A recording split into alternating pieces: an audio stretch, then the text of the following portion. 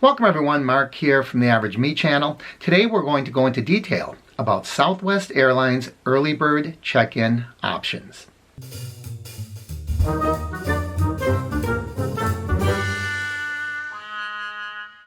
Welcome everyone, I'm Mark with the Average Me channel. If you are new to the channel or not yet subscribed, please subscribe right now by clicking my face down there in the corner. And if you are subscribed, click that bell up above so you'll be notified when I post new videos. Now, the early bird boarding option is one of the most common questions I get both in comments and in email about Southwest Airlines. So I thought it would be worth making a video, even though I've alluded to it in other videos, make a video dedicated to just that topic. So I'm going to put up some screenshots. Most of these are from the Southwest Airlines website, and then I'm going to explain my personal experience and how the whole thing works. In essence, it is quite simple.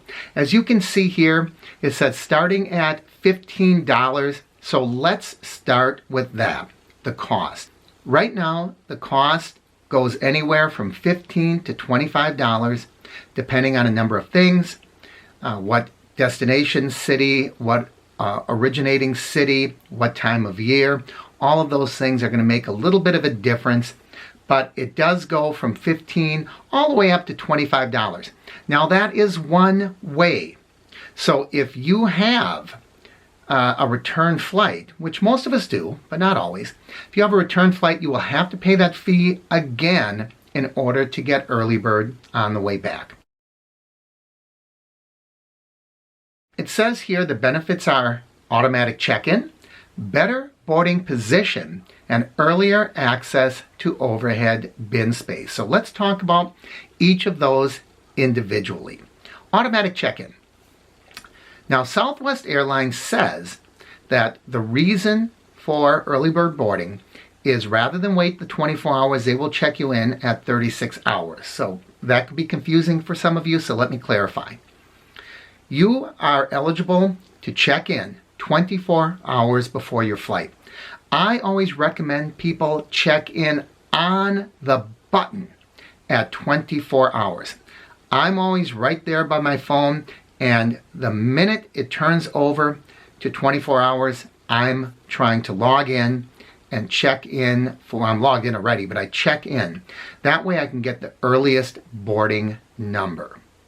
So what Southwest says they do is they check you in at 36 hours. So by the time everybody else is checking in at 24 hours, you're already checked in. But it seems to me if they check you in at 36 hours, at 36 hours, shouldn't you be getting your boarding pass? Shouldn't the boarding pass be made available to you at 36 hours? And it isn't. You still have to wait until 24 hours before you can check in and see what boarding number you got. So that's always been, one of those sticking points with me. I don't know that it means anything at all, but they say they check you in at 36 hours, but you still have to wait until at 24 hours to actually log in and get your boarding pass. Now, why is that so important? Because the order in which you check in it determines the order in which you get on board the airplane. When you get to the airport, you're going to see posts, and the posts are all lined up, and it'll say 1 through 5, 6 through 10, 11 through 15, and so on. And it'll go up to 30 on one side, and the other side of the post, it starts with 31 and goes up to 60. So the A group is A1 through 60, the B group is B1 through 60, and the C group is C1 through 60. So if you're C54, you're getting on that plane really, really late. Now, to give you an idea of what that all means, Southwest Airlines flies 737s. They have roughly a capacity of 143 people. So if you're figuring out, well, wait a minute, 60 times 3 is 180, right? Okay, so it's a little strange, but there's other caveats in there we have to talk about. So anyway, the sooner you log in, the lower your number is. The lower your number is, the earlier you get on the plane. They don't have reserved seating on Southwest. So it's sort of like getting on a bus. The sooner you get in, you can select the seat you want. All right, I know that was a little convoluted, but that is the whole purpose of early bird boarding. The earlier you get on board, the better chance you have of getting the seat you want. Also, the better chance you have, the second thing here says earlier access to overhead bins. So we have all of our overhead bins, they fill up in a hurry. People are allowed to bring two things on board with them. One rollerboard or a carry-on under 22 inches, and the other is a personal item. I've seen people really push that personal item. Personal item is supposed to be something like a purse, a computer bag, a camera case, something like that. I've seen people that will carry on, they have their 22-inch and then they have a whole full backpack.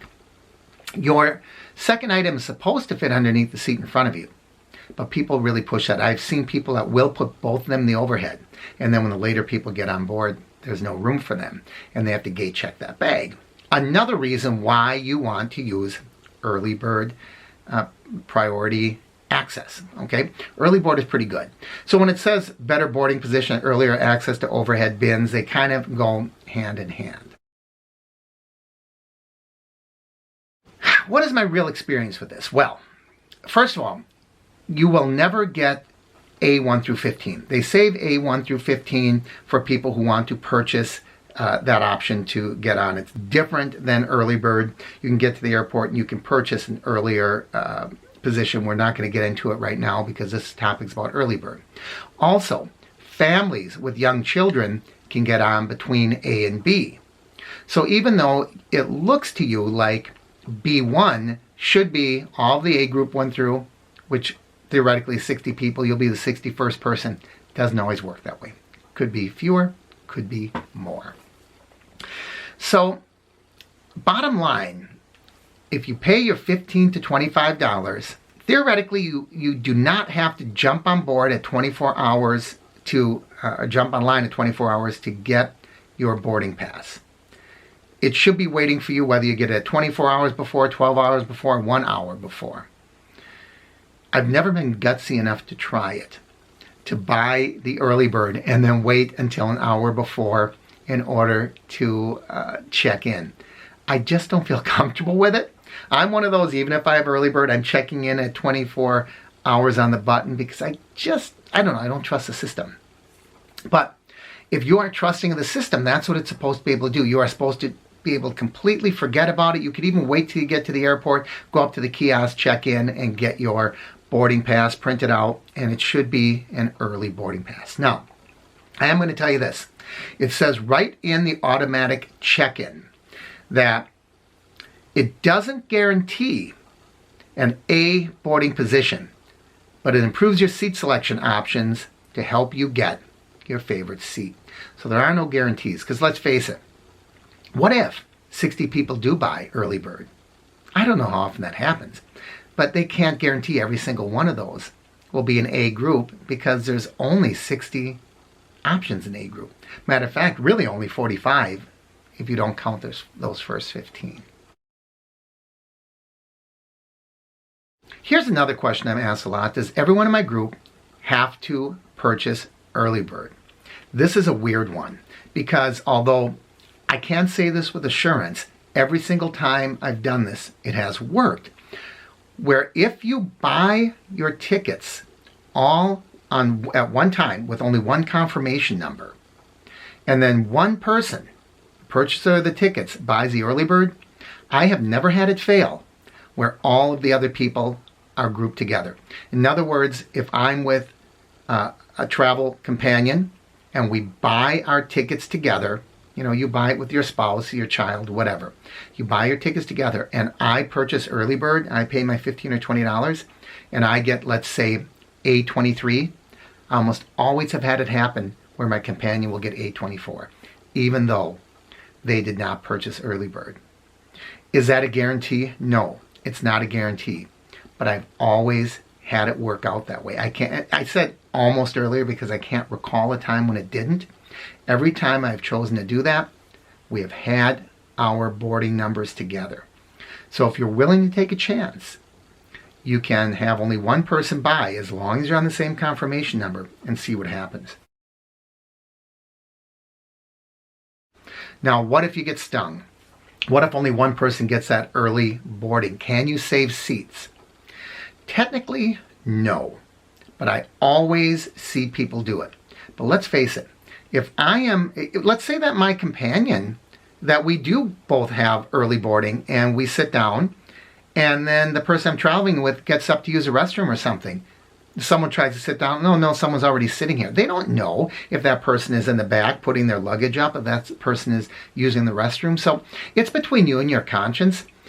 I see a lot of people do it. I don't really have a problem. If I'm going to sit by someone and they say, oh, my husband's already here and my wife's always here, I know what's happening. They're holding the seat for someone, and I don't have a real problem with it. Usually they're holding the seat for someone who is sitting in the middle seat anyway, because one person has a window or the aisle and they want their friend next to them, and middle seats aren't that desirable. So as for everybody in your group getting the early board option, it's your call. You'll probably, if you're on the same confirmation, you'll probably get it. It's not a guarantee. If you don't, you can probably politely request when someone tries to sit down, hey, I'd like to have this from my family member, and they'll probably honor that request for you, because most people are pretty understanding. I have been on planes, and this has happened more than once, where family members have not been able to get a seat together. And on one time I can recall, people were not moving, and the pilot actually has said, I can't take off unless we get the family together. My opinion, I think the family was being a little irresponsible, because they had the option to get on at family boarding, and they had the option to buy EarlyBird. If you don't do those things, that's kind of the chance you take.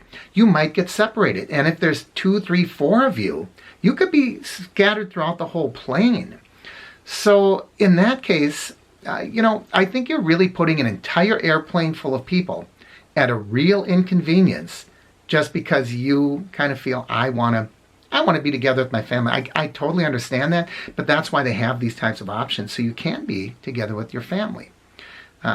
Whether or not you think that that's reasonable or not for someone that's getting in at the end of the C group now to expect other people to move for them so they can sit with their family, you make that decision for yourself. But we do have options like EarlyBird, so you can avoid those things, because they are uncomfortable for you. They're uncomfortable for people in the plane who have already settled in, and they might be with their family member, and they might want to be together. So I don't know how we solve problems like that, but this is one of them, by using EarlyBird boarding. Do you have to purchase your EarlyBird boarding at the time you purchase your ticket? No. You may purchase your EarlyBird right up until, and even after, the 24 hours. But if you do it after the 24 hours, there's really no point to it, because all of those seats will already be taken. But I would say the sooner the better. If you think you want to do it, order it when you buy your tickets. But if you don't, you can always go back online, or you can call Southwest and say, I want to add EarlyBird option. Up until 20 or 36 hours before, you can add the EarlyBird option. So don't feel like you missed out if you didn't do it when you purchased your tickets. You can add that later. I hope that answered all your questions regarding EarlyBird boarding with Southwest Airlines. If you have additional questions, please leave them down below. I read all the comments and I try to respond as quickly as possible. Please like and share the videos. Leave your comments down below. If you're not already subscribed, click my face down there in the corner, and don't forget to click that bell up above so you know when I post new videos. Thanks for joining me, everyone. I'm Mark with the Average Me channel.